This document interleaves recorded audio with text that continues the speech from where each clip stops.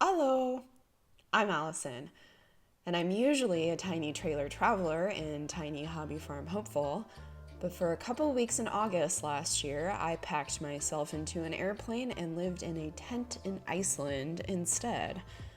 I fulfilled a long-time goal of driving the ring road all the way around the country and, as usual, scoped out some adventures I'll have to return to later.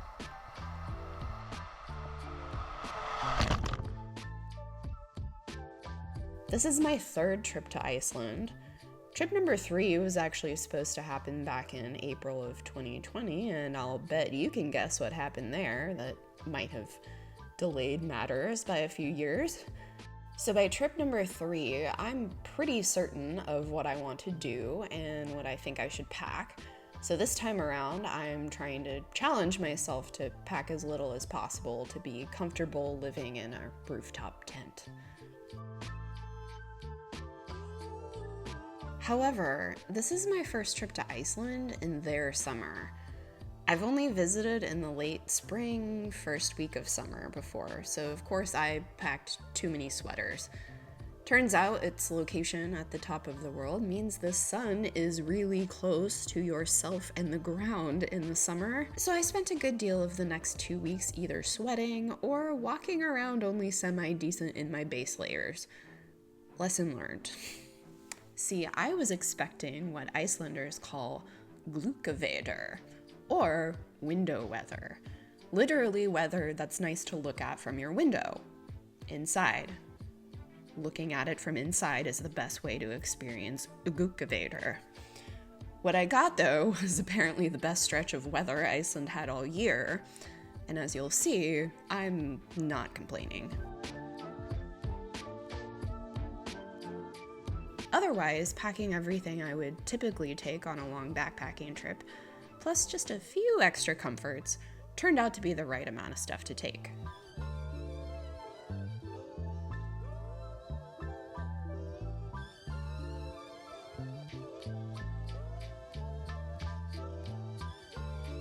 Route 1, or the Ring Road, or Hinkverur, is the aim of the game this time around. The road that encircles a good deal of Iceland. Question is, which direction to go? I'm not feeling much like a people person this trip, and I'd like some peace and quiet, so here was my logic at the time. There was a volcano erupting in the south of Iceland when I visited, and I wanted to save the more heavily crowded areas for later in the trip, with the hope the volcano would be maybe petering out and people would go elsewhere.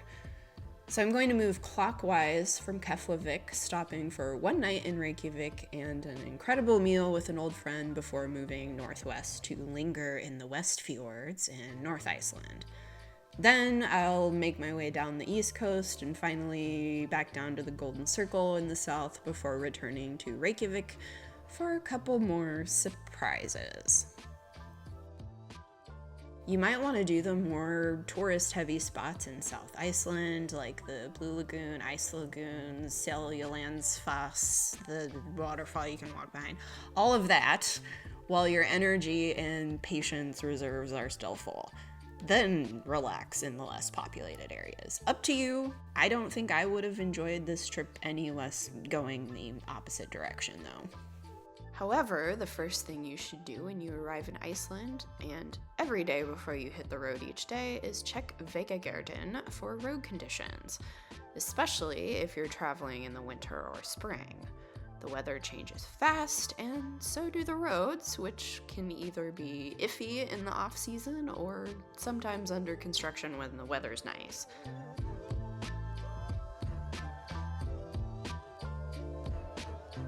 And another thing you should always do driving pretty much anywhere in Iceland, except maybe on a glacier, is watch for sheep. I've been warned on more than one occasion that the sheep are quote-unquote stupid and will jump in front of your car. I didn't experience this personally, but that's probably because every time I saw an animal near the road, I slowed down to say hello. And while I don't know much about the intelligence of the sheep, I do have firsthand knowledge of how they taste. Icelandic lamb is a delicacy, and that label is hard-earned over 1,100 years of the species' lineage. As you can see, they free range here, so their meat tastes a lot like their diet of Arctic berries and herbs. I hear they even sell it at Whole Foods sometimes, but if you can, trying Icelandic lamb fresh in Iceland is the way to go. One of the more interesting lamb dishes I had was on a farm in western Iceland, kind of near the West Fjords. It was a smoked lamb grilled cheese. Not traditional Icelandic food exactly, as the chef noted, but what the matriarch of the farm apparently used to prepare for the dozen children she had to feed quickly between farm chores. So now smoked lamb grilled cheese is also my favorite comfort food.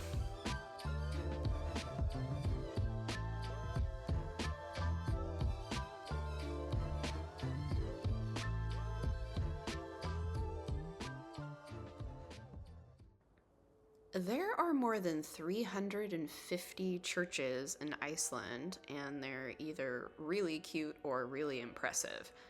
Sometimes both. Traveling even a few miles in Iceland was a pretty difficult task until not all that long ago, so that's why you see them in every little town and hamlet, even if they're really small or only serve a few handfuls of people sometimes.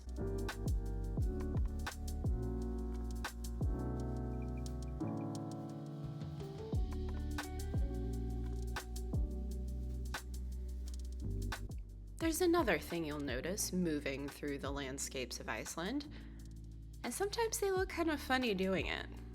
It's the horses. The Icelandic horse is one of the few species on this planet to have evolved in isolation. The first settlers from Norway brought them here about 1,100 years ago. Thus, they're one of the purest horse breeds. They're also known for their unique gaits. Yes, plural, gaits. While your standard stallion has 3 styles, walk, trot, and canter, without training, these horses also tolt and fly. At their fastest, up to 30 miles an hour, there are points in that last gait where none of their hooves touch the ground. Literally flying.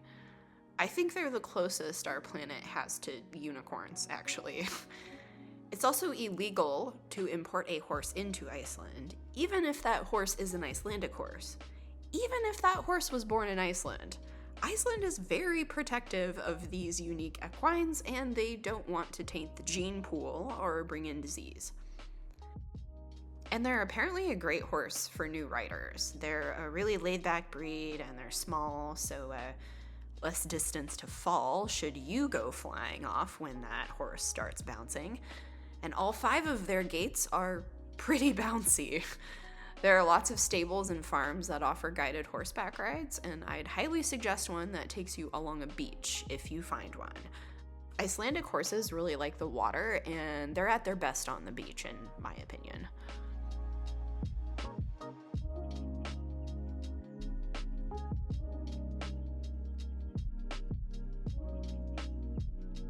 If you're either on a budget or just don't want to explore on a timetable dictated by hotel reservations, Iceland's campground system is the answer for your accommodations. I used parka.is to get almost all of my campsites either the day before or morning of. Either before bed or when I got up in the morning, I decided what I wanted to see for the day, how far I felt like traveling, and reserved accordingly. You can't camp outside of designated places in Iceland, and they enforce that pretty strictly, so you'll always want to know where your closest campground is, and the next one is rarely all that far away. By far, my favorite campsites were in the West Fjords, and the West Fjords in general might just be my new favorite region of Iceland, period. Although Thorsmork and the forests in the north of Iceland would come a close second and third. I paid about $15 to $30 for vehicle sites without electricity and water. If you go the RV rental route with some campgrounds having water and electric hookups, those sites will run you a little bit more.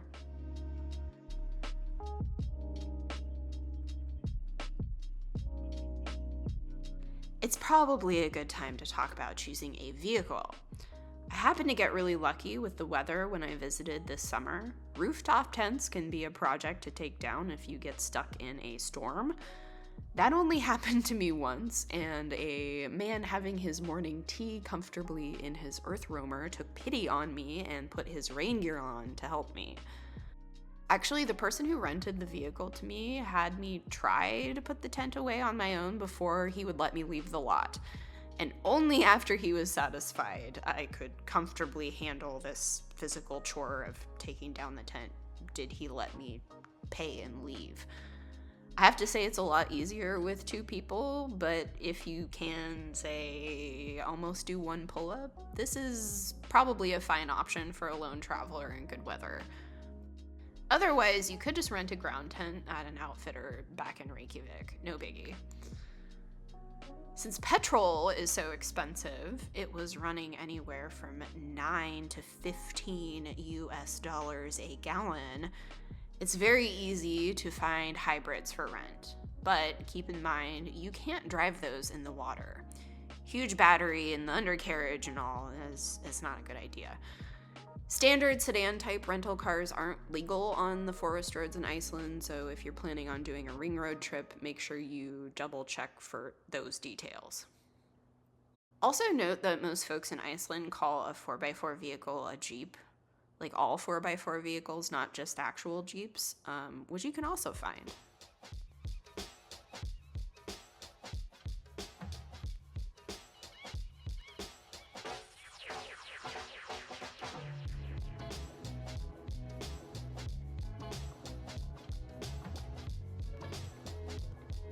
By some estimates, there are more than 10,000 waterfalls in Iceland. They're fed by glacier melt from the interior of the country for the most part, and they come in all shapes and sizes. They're also helpfully labeled. Any name with Foss tacked on the end is your giveaway. Giandi, known as the Jewel of the West Fjords, falls 328 feet in a unique trapezoid shape, and it's a fun short little hike. Dettifoss is the most powerful waterfall in Iceland. If you have thalassophobia, the fear of large things, this is not the stop for you. We all look like ants next to this thing, and I could hear it roaring from the parking lot over a mile away. Terrifying and awesome, and not all that crowded. 10 out of 10.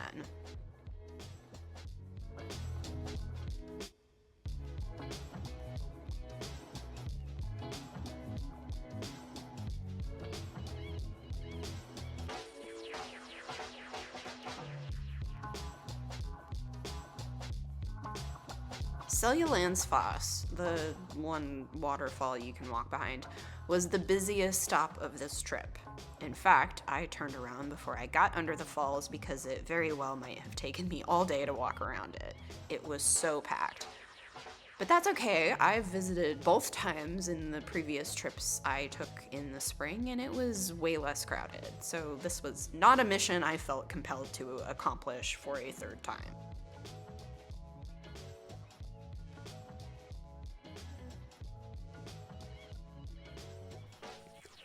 There's a couple more things you should know about visiting the waterfalls of Iceland, and, well, any body of water for that matter.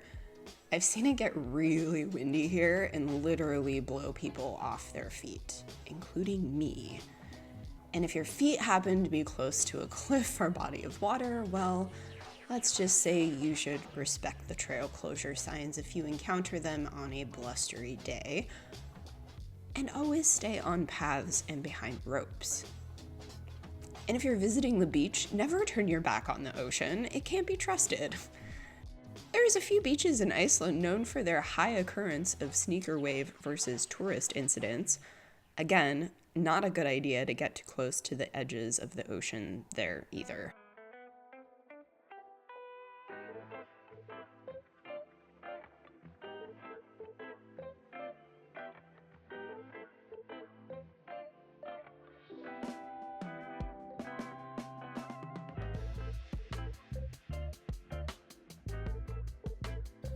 I mentioned earlier that you should stay on trails, and that's not just for your safety.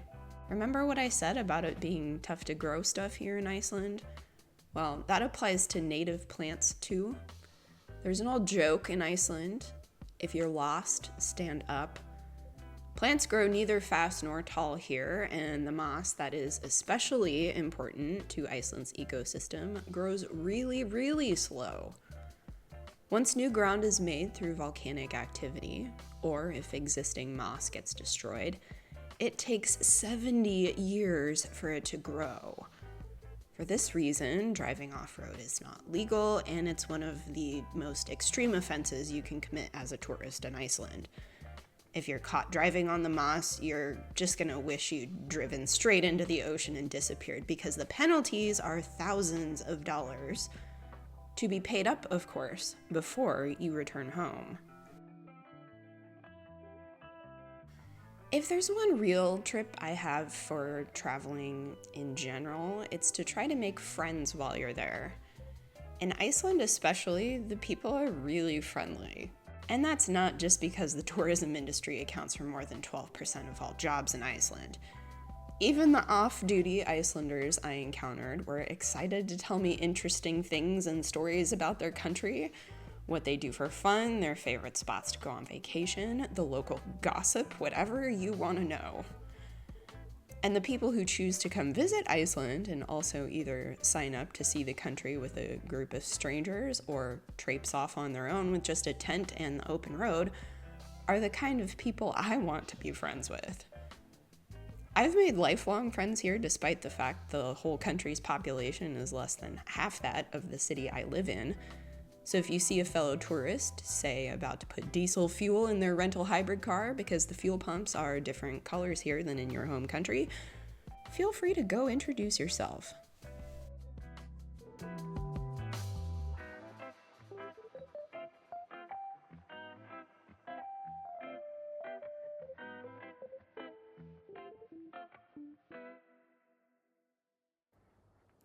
The Vok baths are a geothermal spa. Geothermal spas and hot springs, of which there are many of varying types, sizes, and prices in Iceland, are situated above geothermal activity that heats a pool or pools of water. Vok baths are one of the newest of these.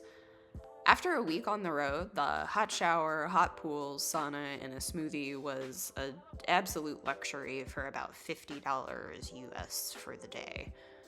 Even on a weekend, there weren't all that many people. I could get a smoothie at the bar in just a couple of minutes. This was a pretty normal crowd for my travels in North Iceland.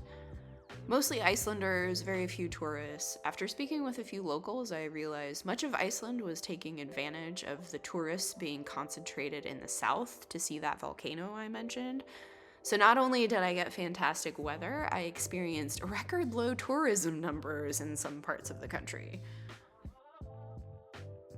You can't talk about traveling to Iceland without talking about how notoriously delicious and expensive the food is. If you look around at the geology of Iceland, you can see how importing food to feed a country and all its guests to a tiny island in the Arctic Ocean might not be cheap. Otherwise, even though it's a short growing season, Iceland still grows some hardy crops, including wasabi. Real wasabi, and it's delicious. When grown in the cold like this, Nordic wasabi's light and fruity taste makes it a delicacy in Japanese and Nordic cuisine. My favorite way to have Nordic wasabi is in a wasabi martini served by any one of the world-class cocktail bars in Reykjavik. Anyway, I've saved some money traveling in Iceland in the past, especially on food, by booking at an inclusive resort with a group. This time around, I'm eating all my snacks and probably one meal a day from whatever creation I can make from the Netto supermarket finds in the back of the car. Another cheap option is the famous Icelandic hot dog, which a lot of people love for the inclusion of lamb in the meat melange. And it's roughly $5 US price tag and availability at pretty much every petrol stop. But I pulled no punches when it came to what I called my one quote-unquote big meal of the day. And here's what I have to say about what I ate. First, fish. Fish and chips all the time. Delicious, fresh, relatively reasonably priced, even at upscale establishments. I ate a lot of fish and chips. I had fish and chips in a parking lot. I had fish and chips in a fancy golf spot. I had fish and chips in a gas station. I enjoyed fish and chips all over this fine nation. There's not a single fish and chip I ate that I wouldn't devour again, should I find it on my plate. Now, if you're feeling fancy, like special occasion, remember for the rest of your life kind of fancy, you can get a tasting tour of Iceland at the world-renowned Apotek restaurant. Just days after I ate a 7-course hike through culinary heaven there, Gordon Ramsay himself visited with a film crew. Here you can taste puffin, minke whale, Icelandic lamb, always including as tartare, and more interesting and delicious delights. Reykjavik is the place to try something kinda out there. In fact, one of the best steaks I ever had happened to be in Reykjavik. It was made of horse. It was a bit gamey, but in a good way, and it was the most tender piece of meat I have ever been served. For something a lot less serious, try the ice cream, especially if you happen upon a dairy farm store in the countryside that serves it fresh. There are a few. I don't even like ice cream all that much, but once I stopped at a farm that had it once, I couldn't stop craving more for the rest of the trip.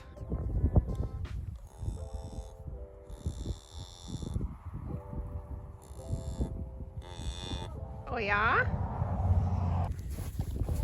Is that good? Do I taste like fish and chips? Now, if you look at a satellite map of Iceland, you'll notice a lot of glaciers. Iceland's interior is full of incredible once-in-a-lifetime adventures through terrain that's so special they film movies there, and you'll need to find a tour group or guide to get out there safely. I'm playing it more casual and passing on an interior tour this time around, but one place you can see a sliver of a unique glacial formation is right off the highway. I'm not gonna try to pronounce this one, but it's in the southeast of Iceland, right at the bottom of Vatnajökull National Park. Vatnajökull, a designated World Heritage Site, covers 15%-ish of Iceland and is Europe's second largest national park. Fed by the otherworldly-looking glaciers, you might just sit on the shores of the lagoon and admire the blue beauty, or take a boat tour to see the glaciers up close. For a bonus, walk the black sand beach, called Diamond Beach, across the highway as ancient ice washes ashore. This was the second busiest stop I made on the trip, but there was enough room to walk around away from the big crowd, so I still thought it was worth it.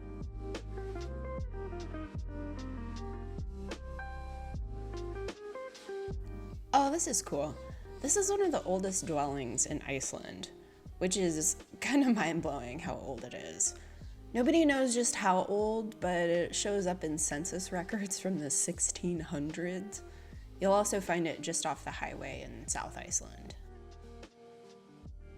South Iceland is a pretty fun road trip in itself, with a lot of different environments within 1 to 2 days drive from the airport. There's a lot of places to see geothermal activity, some of which heats the water for cities in the south, a lot of lighthouses with some fun history, and all kinds of random side roads and waterfalls and abandoned buildings to check out.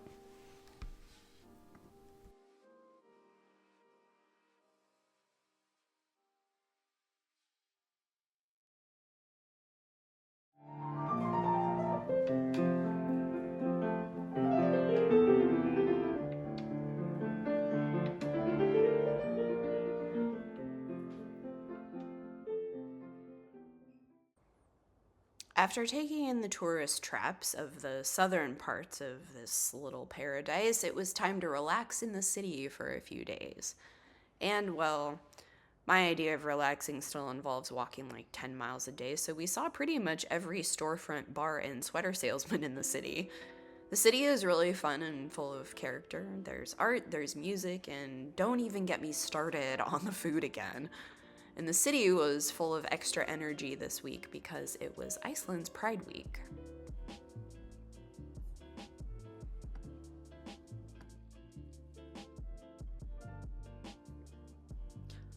One thing you'll notice immediately in Reykjavik is the street art everywhere, from humble tags to elaborate murals that tell a story.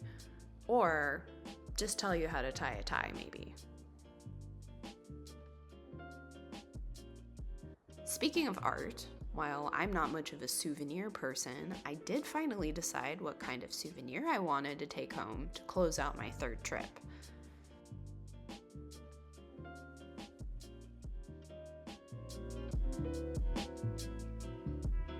And about those puffins. I was about to leave my third trip to Iceland without ever seeing the puffins, but the day after I got my tattoo, I finally struck adorable gold just outside Vik. I took a day trip from Reykjavik the day after I got my tattoo, striking out one last time to take in the beach and hunt for the little critters that have so far evaded me. And there they were. One last gift from the cliffs before I called it a trip and went home. Skal,